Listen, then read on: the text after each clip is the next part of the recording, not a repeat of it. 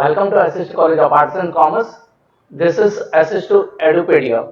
Myself, Assistant Professor Sunil Shah. Today, I will be covering up the topic under business law, that is LLP Act 2008, which is there in Sem 1 of SY Accounting and Finance and Sem 4 of SYBAF. What is LLP? LLP is known as Limited Liability Partnership. As the word says, LLP, it is a combination of a corporation as well as partnership. So the positive points of partnership and the positive points of incorporation, the corporation are being incorporated and the act is formed as called as LLP. A limited liability partnership is a partnership in which some or all the partners have some limited liabilities. The main difference between LLP and partnership is that in case of partnership there is an unlimited liability, whereas in case of LLP all the partners have limited liability. It exhibits elements of partnership and as well as the corporation. Coming to the characteristic of the LLP, the first characteristic of LLP is that it has minimum of 2 partners and maximum is unlimited. So if you see the partnership, the positive point, minimum number of person in a partnership form is 2, whereas in case of company, that is corporation, the maximum number is unlimited. So they have taken the positive point of partnership to minimum partners for formation of LLP, and the maximum number of persons in a case of corporation, and they are taken clubbed as the maximum number as unlimited in case of LLP. As the name suggests, it is limited liability partnership. It is having a body corporate. So, like the corporation, this particular LLP is a body corporate. The LLP won't die as a natural death. It will go on and on and on.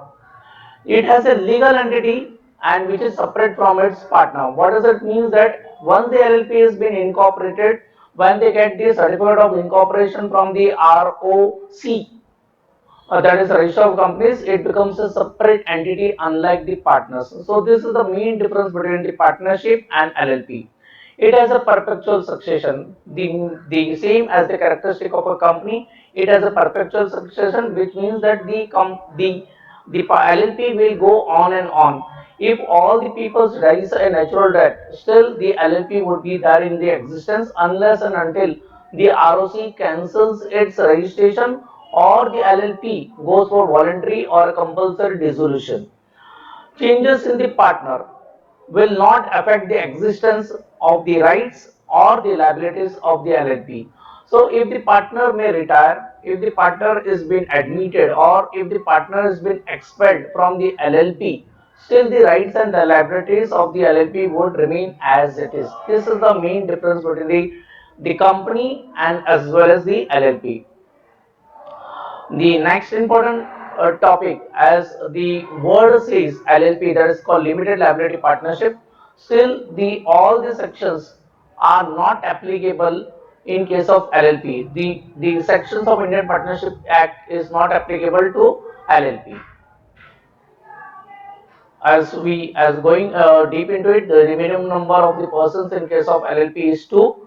This is the main criteria of LLP.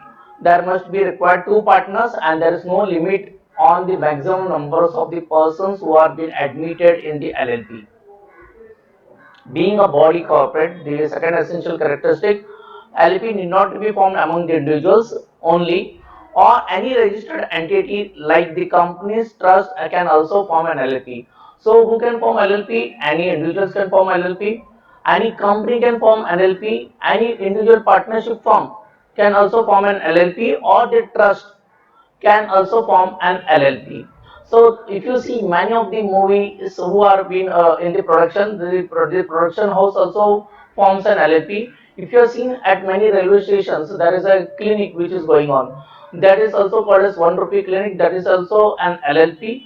The most of the lawyers firms are also converted into LLP. Many of the doctors firms are also being converted into LLP. There are many solicitor firms. They are also being converted into LLP, so that the advantages of LLP is that there is a shortest possible paperwork for the formation of LLP, and it can be easily formed and it can be easily dissolved. So unlike in case of company, there are long and tedious procedure, but in case of the formation of LLP is very simple process. So the trend which is going on, many of the jewelers, many of the real estate people, many of the builders, many of the developers are also forming their own LLP. Legal entity separate from its partner. It has some of the same rights in the law as of the person, that is of the individual. It is for the example able to enter into contracts, sue and can be sued. That means the LLP can sue the other person, it can sue the company, it can sue the trust, or it can sue the individuals or the partners of the firm. Or if a person wants to form and wants to file a case against the LLP, then they can file the case against the LLP in the name of the firm. That is called the limited liability partnership firm. So if a person wants to file the case, it would be filed in the name of LLP, not in the name of the partners. Perpetual succession, that means the LLP may go on and on.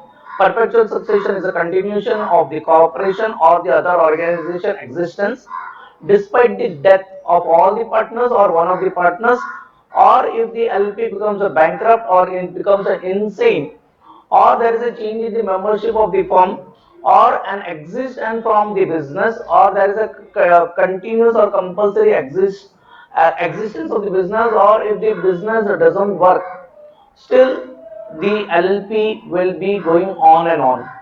And if the business or any of the owner of the firm, or if the partner of the LLP transfer his interest to some other, still the liability will remain as it is.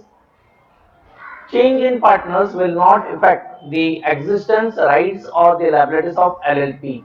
That means the partners in an LLP may come and go, but the LLP will remain as it is. The last point under the characteristic of the LLP is that the as per section 4 of the LLP Act, the Indian Partnership Act is not applicable.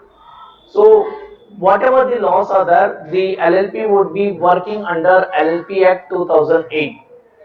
To sum up, according to the Act LLP 2008, I had clearly informed you there are many points, many firms, many doctors' clinics, many of the hospitals, many of the diagnostic centers, many of the real estate persons are forming the LLP if they want to have the particular turnover.